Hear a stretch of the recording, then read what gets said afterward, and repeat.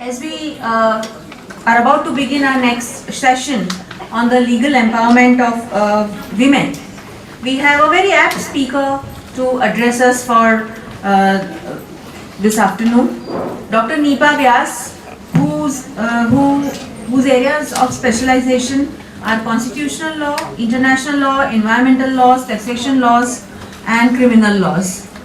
Dr. Vyas completed her PhD in constitutional law and has been in the field of academia since last 14 years, teaching in various capacities at various colleges like the Sir Elisha Law College, IM Nanavati Law College, at the State MN Law College, Patan.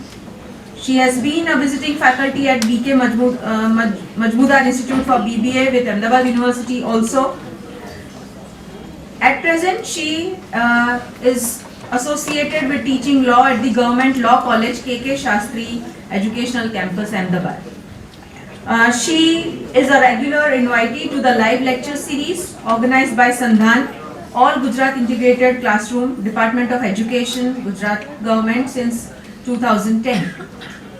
She has also rendered assistance as a reviewer and translator for the textbooks of Standard 9th, 11th and 12th for the subjects Social Studies and Political Science respectively, published by the Gujarat State Textbook Board, Gandhinagar.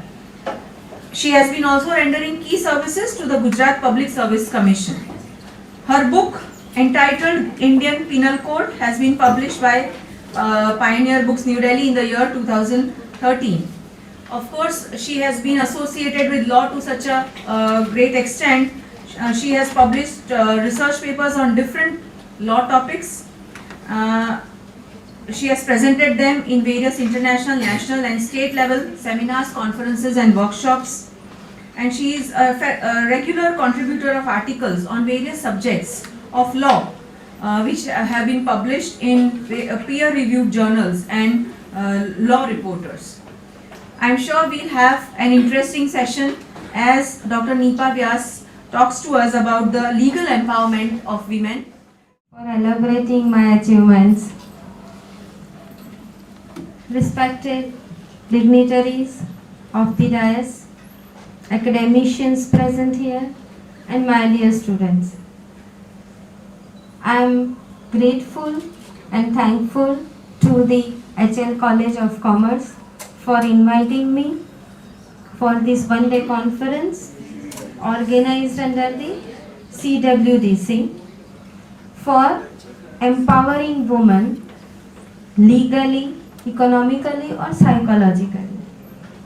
I know that this is the third and last session and you all have enjoyed the delicious lunch also. But I assure that I will make my session so interesting that no one of you would think to have a nap. Of the program which is organized under CWDC, right? The Collegiate Women Development Cell or Committee, right?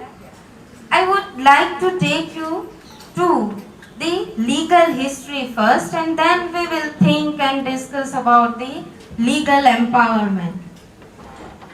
When one public interest litigation was put before the Supreme Court of India, that one lady who was working with the corporate sector, with the HR department, was handling the PR work, public relation officer, who was to deal with the welcoming, taking care, providing hospitality to the clients of the corporate. When she was during her office time, she was used to welcome, she was used to felicitate to the corporate guest. Frequently, she was asked to receive the guest from airport or from the railway station. During her office time, she rendered her duty without hesitation, without denying it. But then after, she was asked to receive the guest even after the office hours. One day, she was sent to receive a guest from the airport and she took them to the respective hotels where they were accommodated nicely. But then after this became the regular task of her job. Then when she denied to entertain the corporate guest after the office hours or during the office hours, she faced some issues regarding her promotion, regarding her services, and she started facing abnormal environment around her in the office, that is called the workplace. She thought that if I, though educated, facing this problem in this corporate field, is there any other woman who may also facing the same type of troubles? Then she went to one NGO named Vishakha, which was working for the protection of women. Now this NGO took her case before the Supreme Court, and when delivering the judgment, Supreme Court for the very first time dealing with such type of issues for the area for which there was not a single law for the protection of working women. So it was significant in that manner also that if court wants to deliver a justice, there must be a law. Without an act, how can the court function or perform the role as a judge? So court then after provided the guideline for the safeguard of the woman against the sexual harassment at workplace. This guideline, which is provided by the Supreme Court, is not less than the legislation. By serial number, by giving in serial number, Supreme Court narrated what is harassment, what is workplace, how the work hour will be calculated. Not only that, but how to aware the woman that this is called the harassment. So guidelines for awareness, guidelines for discipline, how to maintain discipline where the woman is working. Not only that, if each and every aspect has taken place, but if there is no complaint cell or no mechanism for complaint, then how the woman will be protected from this particular adverse circumstances. So the guideline also provides for complaint. How to provide protection to the women who are working, man or woman. It provides only for we, the person who is Indian. It also declares the aspiration of the framers of the Constitution expressed their desire to constitute India where equality will be provided.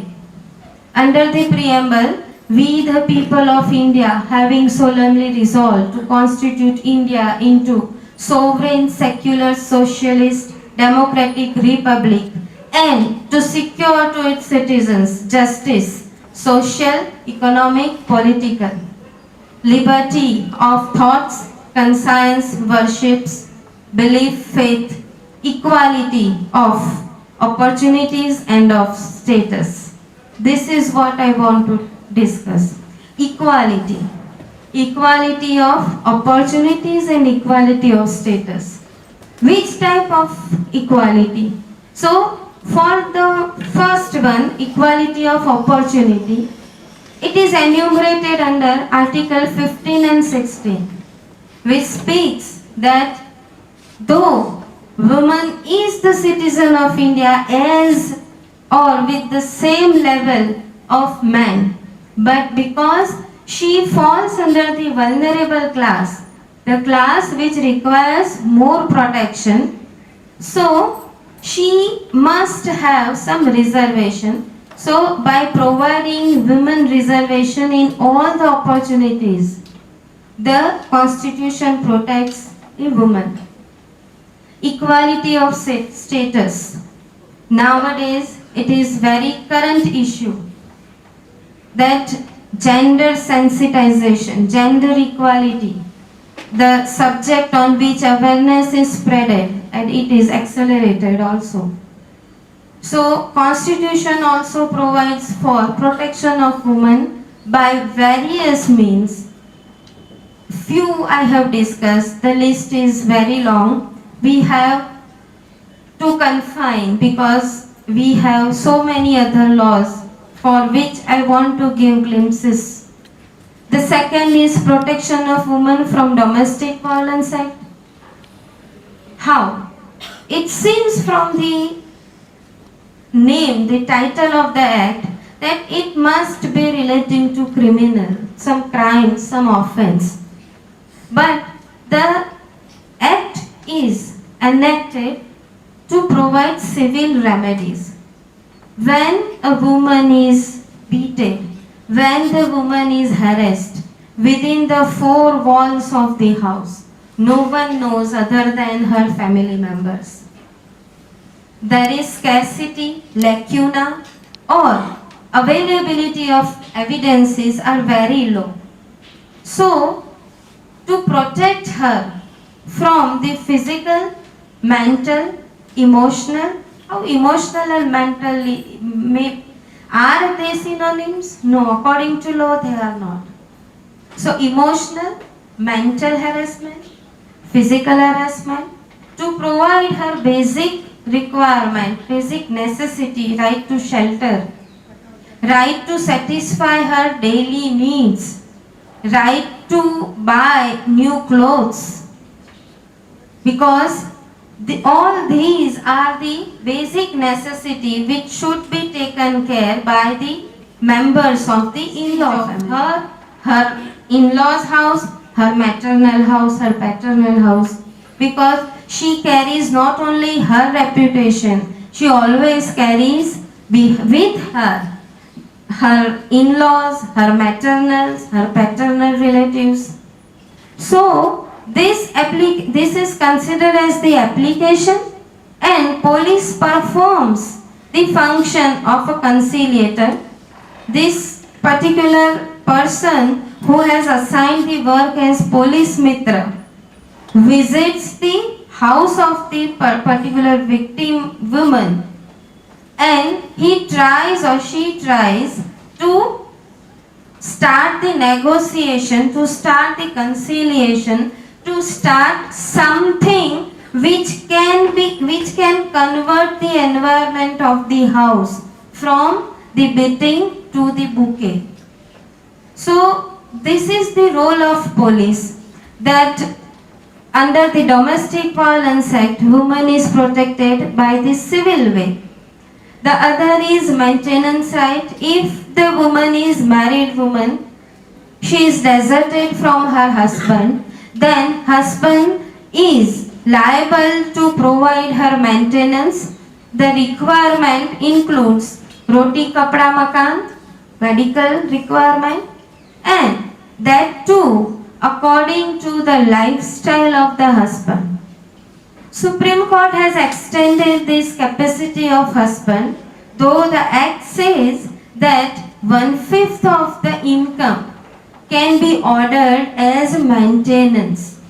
So suppose if the husband is earning 70,000, then 70,000's 1/5 portion can be ordered by the court as the maintenance order.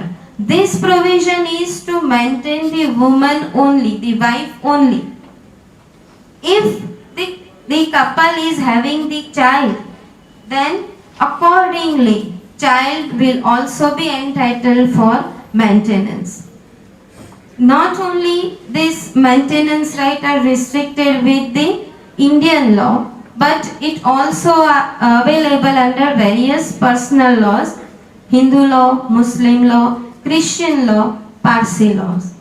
The personal laws also provide for maintenance right of a woman. Then there is property right. Under the Muslim law or Christian law or Parsi law, there are no such specified provisions for property right. But under the Hindu law, with the activism of the judiciary, nowadays the woman is equally entitled in the ancestral property of the family equally to the male member of the family. So suppose a Hindu man does not left the will after his death. We call it intestate death. Intestate means the person who is expired without making the will. If the person is intestate expired, then the property which is been left by him will be divided equally among his successor. Equally. If suppose the man has left wife, daughter and mother with 2 sons, then the property will be divided equally amongst them. So the law is protecting all the 3 category of women. I thank the Chief Guest Dr. Shefali Desai for kindly accepting our invitation and gracing the inaugural function. I am also very much thankful to all the expert speakers of the today's conference, Shri Bhaveshbhai Upadhyay, Dr. Hansal Pachej and Dr. Nipa Vyas, for sharing their knowledge on the topic and taking time of their busy schedules.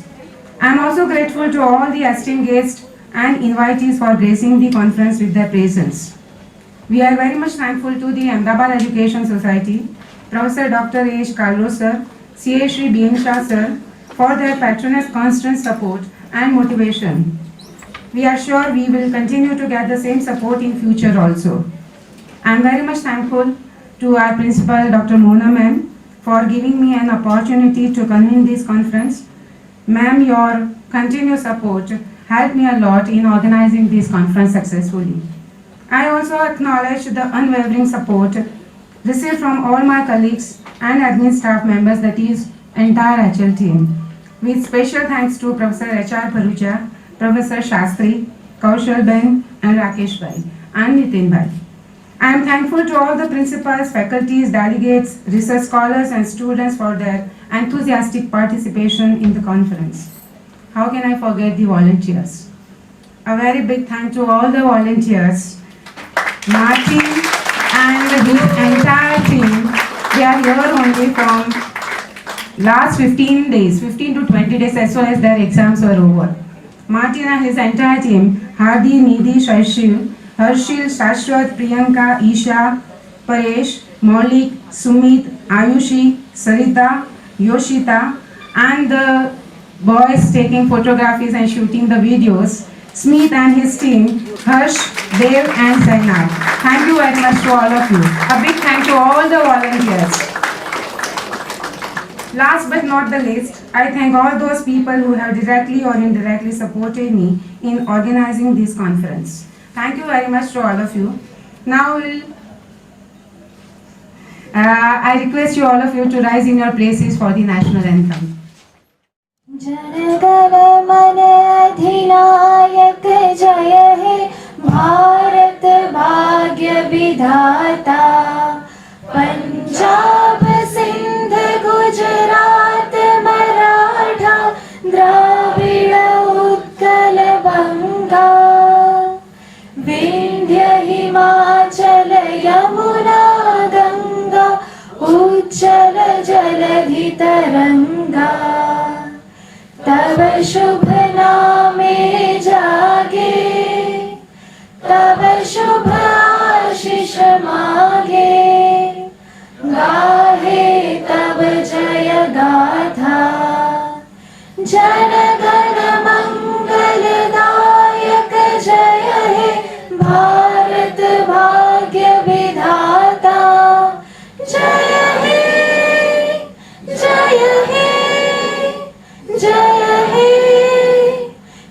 Jai Jai